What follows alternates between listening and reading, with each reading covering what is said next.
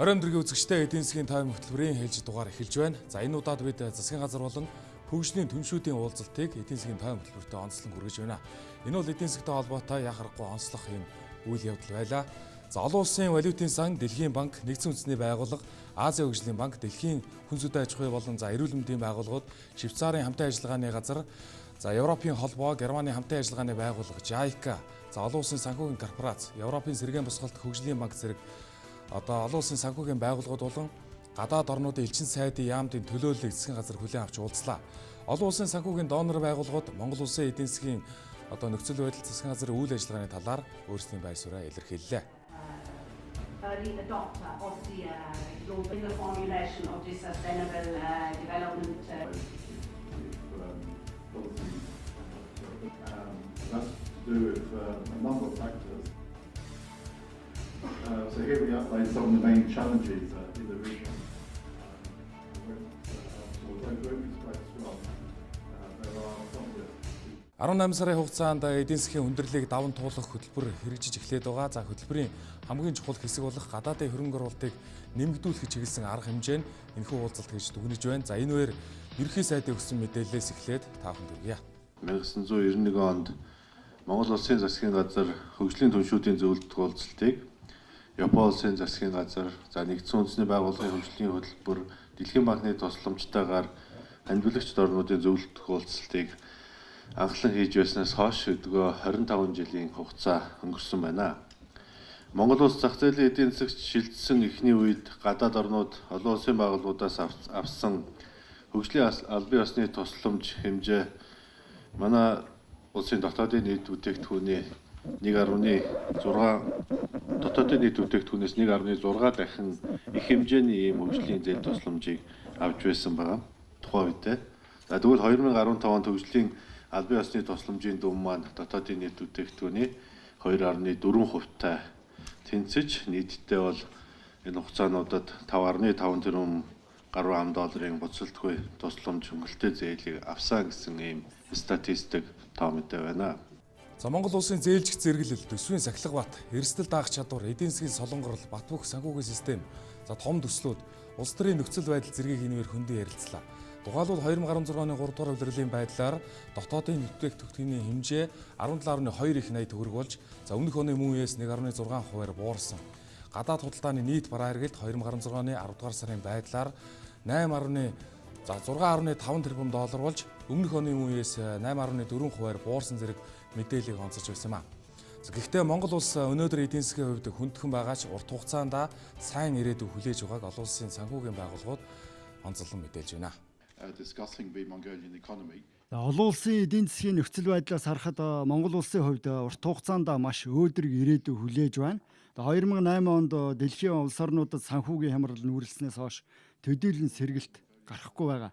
За геополитикийн хувьд холбогдох асуудлууд эдийн засгийг таамаглах аргагүй болгож байна. За гэхдээ Монгол улсын хувьд байгалийн баялаг боловсролтой хүн ам ашигтай байршлаас эхлээд давуу тал нь эерэг үр дүн авчирна гэж үзэж байна.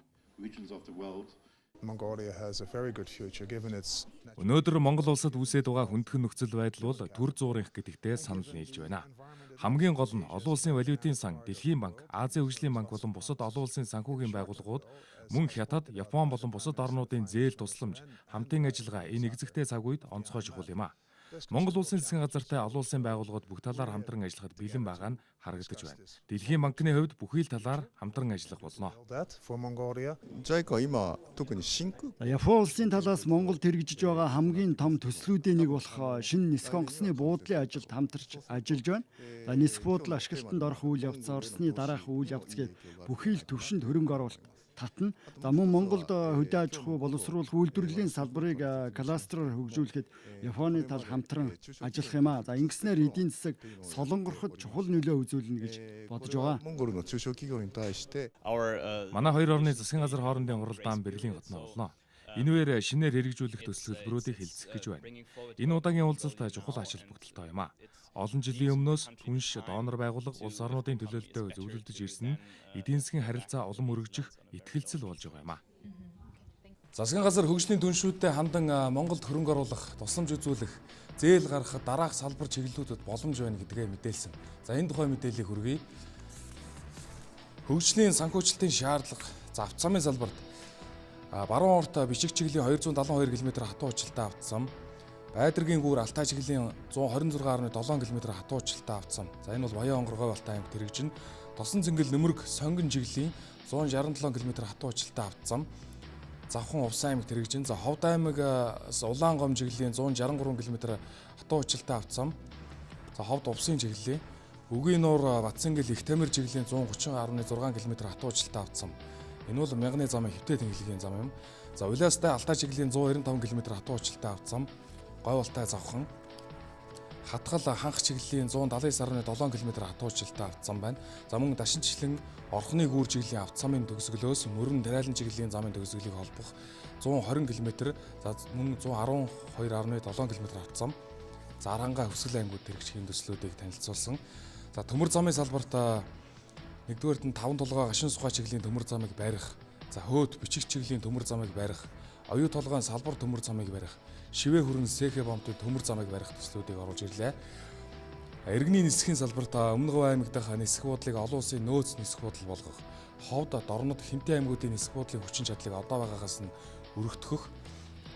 За логистикийн дэд үтсийн чиглэлд хөшгийн өндөд тээвэр логистикийн төв байгуулах, Чойволсон Баруурт хөөтийн тээвэр логистикийн төв байгуулах, үндэсний тээвэр логистикийн сүлжээ байгуулах энэ төслүүдэд олон улсын санхүүгийн байгууллагуудыг хөрөнгө оруулахыг одоо хүссэн юм. За эрчим хүчний салбарт Эгийн голын 315 МВт-ийн усан цахилгаан станцын төслийг хэрэгжүүлэх, Дулааны цахилгаан станц 3-ыг 250 МВт-аар өргөтгөх, Төвийн бүсэд Дулааны цахилгаан станц барих, 5 толгойн 450 МВт-ийн Дулааны цахилгаан станц, за Ховд голын усан цахилгаан станцын төсөлд дэмжлэг үзүүлэхийг хүссэн. Боловсролын салбарт нийслэлийн цэцэрлэггүй 27 хороонд тус бүр 250 хүүхдийн цэцэрлэг байгуулах. За сор хүчгийн эргэлтийн сан бий болгох. Нийт багшийн 25-аас 30% жил бүр сургалтанд хамруулах гэх мэт төслүүдийг оруулж ирсэн. За байгаль орчны салбарт жишг ногоон барилга барих, Европын холбооны стандарт нутагшуулах, хаягдал ус цэвэршүүлэх, хоримтлуулах, газрын доорх усыг нөхөн сэргээх, ой хамгааллын менежментийг сайжруулах, ногоо эдийн засгийг дэмжих, гэр хорооллын ариун цэврийн байгууламжийг боловсронгуй болгох, төв цэвэрлэх байгууламжийг шинжлэх зэрэг төсөл хөтөлбөрүүдийг танилцуулсан. За аялал жуулчлалын салбарт казиногийн үйл ажиллагаа, хурдан морины бооцоод уралдааны үйл ажиллагааг эрхлэх. За аяллаа гол маршрутын дагуу төр буудлах цэг үйлчлэгээний зохицолбор байгуулах. За Чингис хааны өлгийн нутаг, Бурхан алдун, Хорог тэрх, Хамрын хийд, Отхон дэнгэр, Хар ус, Хар хорин зэрэг аялал жуулчлалын зохицолбор байгуулах. Аялал жуулчлалын тандалт судалгааны төв байгуулах зэрэг төслүүдийг танилцууллаа. Хот байгуулалтын салбарт угсармал орон сууцны барилгуудыг дулаалах төсөл. За Улаанбаатарын гэр хорооллыг хөгжүүлэх, дахин төлөвлөх төсөл мөн дэмжлэг үзүүлэхийг энэгээр хүссэн юм а. За энэхүү хөгжлийн санхүүжилтийн төслүүдэд танилцуулсан эдгээрээс олон улсын санхүүгийн байгууллагууд аль төсөлд нь хөрөнгө оруулж дэмжих боломжтойгоо хариу мэдээлэх болов. За ер нь бол зарим яамдын боловсруулсан төсөл хөтөлбөр ойлгомжтой, тодорхой, за олон улсын байгууллагуудын сонирхлыг татах үйс болж чадсан байлаа. За харин зарим яамны хувьд хэтэрхий ерөнхий мэдээлэл өгсөн яг аль төсөлд хичнээн хэмжээний санхүүжилт дэмжлэг хэрэгтэй байгаа, яаж хамтран ажиллахаа одоо тодорхойлж чадаагүй байгаа нь харагдсан юм а. Олон улсын санхүүгийн байгууллагуудын хувьд бүтээн байгуулалтын төслийн өрөгөөжийг мэдээж харна. За байгаль ээлтэй байдал, ногоон технологи, ухаалаг төлөвлөгөөг илүүд үзэх нь тодорхой. За энэхүү дэлхийн хэмжээний хөгжлийн түнш байгууллагуудаа сангийн сайд, эдийн засгийн нөхцөлийн талаар мэдээлэл өгч, за засгийн газар юунд анхаарч ажиллаж байгаагаа онцлон мэдээлсэн юм а. Шинээр байгуулагдсан засгийн газар эдийн засгийн хүндрэлийг цаашид гүнзгийрүүлэхгүй тулд шийдэмгүй алхмуудыг хийж байна. Тухайлбал төсвийн зардлын өсөлтийг бууруулах, бодлогын хөг өсгөх замаар валютын зохиомл эрэлтийг хязгаарлах зэрэг арга хэмжээг аваад байна. Ингэснээр төлбөрийн тэнцлийн нөхцөл сайжирч хансын огцон моналд саарсан. Цааш засгийн газараас эдийн засгийн өсөлтийг урьдчилан тооцоолж болох үс дунд болон урт хугацаанд жилийн 6-аас 8% өсөлтийг хангаж байх, улс төр, эдийн засаг, эрх зүйн доктортой орчныг бүрдүүлэх, эдийн засгийг сэргээх хөтөлбөрийг Монгол Улсын засгийн газар, Монгол банк болон санхүүгийн зохицуулахаараа хамтран боловсруулж, улсын их хурлаар батлууллаа. Эдийн засгийн өсөлт заарсан, зээлийн хүүгийн төлбөр огцом нэмэгдсэн, төсвийн нэгдмэл байдлыг хангах арга хэмжээ зэрэгээс үүдэн 2016 оны хүлээгдэж буй гүйцэтгэлээр нэгдсэн төсвийн нийт алдагдал 4.3 их найд төгрөг буюу дотоодын нийт бүтээгдэхүүний 18%-тай тэнцэхээр байна. Ийм засгийн газраас төсвийн урсгал зардал дүнлэгээ хийж, үр ашиггүй зардлыг бууруулах, засгийн газрын өргөн мэдүүлсэн төсвийн төсөлтөх орлого зарлага алдагдал болон өрийн дээд хэмжээ зэрэг үндсэн хязгааруудыг улсын хурлын чуулганы хуралдааны хэлэлцүүлгийн явцад өөрчлөлөхгүй байх эрх зүйн орчныг бүрдүүлж, төсвийн сахилга бодыг сайжруулах замаар дунд хугацаанд төсвийн үндсэн тэнцлийг эерэг түвшинд хүрэхээр төлөвлөд байна. Ингэснээр нэгдсэн төсвийн тэнцлийн алдагдлыг 2017 онд 9.1%, 2018 онд 7.5%, 2019 онд 5.5% хүргэх улмаар 2020 оноос эхлэн төсвийг алдагдaltaгүй байхаар зохицуулалт хийлээ. Дунд хугацаанд бид жилдээ 2-3 тэрбум долларын хөрөнгө оруулалтыг татах зорилтыг тавиад байна. Засгийн газрын өрийн хэмжээ 2016 оны 2 дугаар улирлын байдлаар өнөөгийн үнцээр дотоодын нийт бүтээгдэхүүний 57% хүрсэн. Хуулиар тогтоосон босхийг хөрч давсан бөгөөд оны эцэст дотоодын нийт бүтээгдэхүүний 87.5%-тай тэнцэхээр хүлээгдэж байна. Өрийг дахин санхүүжүүлэх, зардлыг бууруулах, зээлжих зэрэглэлийг нэмэгдүүлэх, өрийн доктортой байдлын шинжилгээг тогтмол хийх зэрэг арга хэмжээнүүдийг хэрэгжүүлнэ.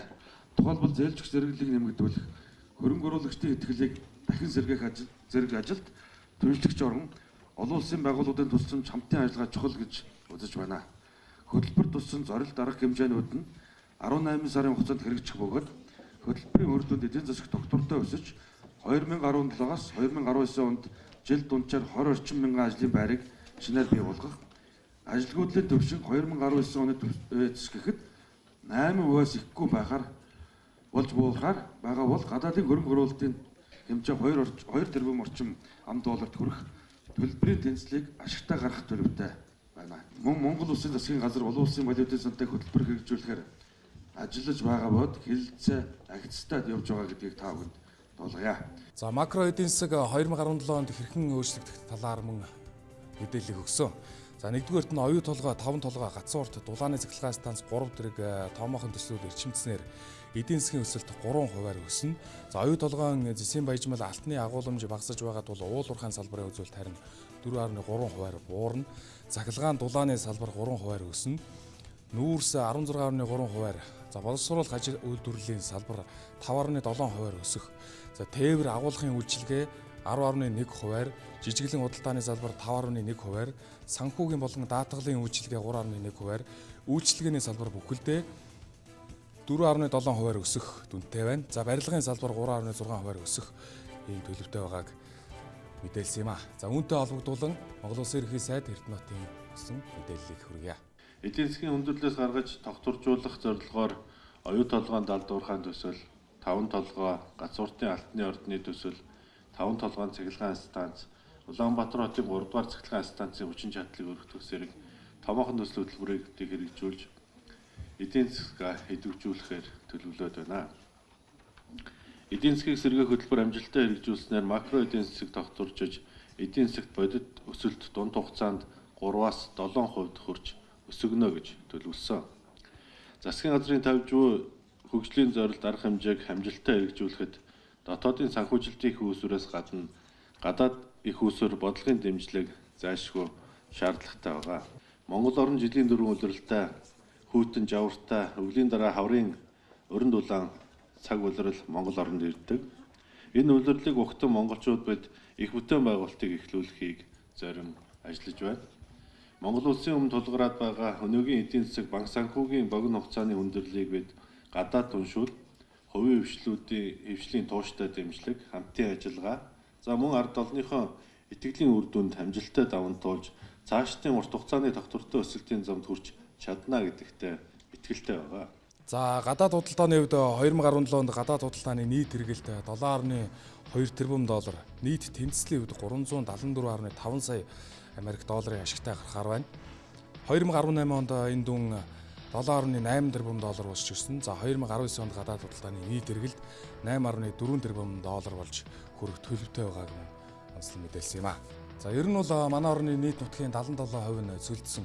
За үүний 50 гаруй хувьд нь хүний хүчин зүйл нөлөөлсөн. За уул уурхаагаас болж 13 мянган газар эвдрэлд орсон. Өрхийн ариун цэврийн байгууламжийн 80% нь байгальд хортой. За усны замраагүй хэрэглээтэй. 15 аймгийн нутагт ойн өвчлөлт явагдсан. За жил бүр 500 мянган тонн хог хаягдал нэмэгдэх болсон зэргээр байгаль орчны дөрөөлөл их байна. Иймд Монгол Улсын засгийн газар эдийн засгийг өсгөх бодлогодоо экосистемийн тэнцвэр байдлыг алдагдуулахгүй байх. За байгалийн нөөцийг зөв ашиглах, ногоон хөгжлийг дэмжихэд онцгойлон анхаарч ажиллах болон за эдийн засгийг төрөлжүүлэх бодлогын хүрээнд хөд аж ахуйн салбарын хөгжилд анхаарал хандуулж хот суурины орчимд эрчимтсэн аж ахуйг хөгжүүлэх. За логистик сүлжээг бий болгох, хөрөнгө оруулалтыг нэмэгдүүлэх, дэвшилтэт технологи түлхүү сайжруулах, нэвтрүүлэх, за аж үйлдвэрлэлийг хөгжүүлэх, хөд аж ахуйн түүх эдийн өрсөлдөх чадварыг нэмэгдүүлж, нийт экспортод эзлэх хувийн жинг нэмэгдүүлэх зэргээр ажлын байр болон иргэдийнхээ орлогыг нэмэгдүүлэх бодлогыг хэрэгжүүлнэ гэдгийг энэгээр ерөнхий сайд болон бусад сайд холбогдох албан тушаалтнууд мэдээлсэн юм. За энэхүү Монгол Улсын засгийн газар болон олон улсын дэлхийн хэмжээний хөгжлийн түнш байгууллагуудын зөвлөлдөх уулзалт амжилттай боллоо. Бид эдийн засгийн тойм хөтөлбөртэй энэ мэдээллийг та бүхэнд таймлан хүргэлээ. Анхаарал тавьж үзэгч та бүхэнд баярлалаа.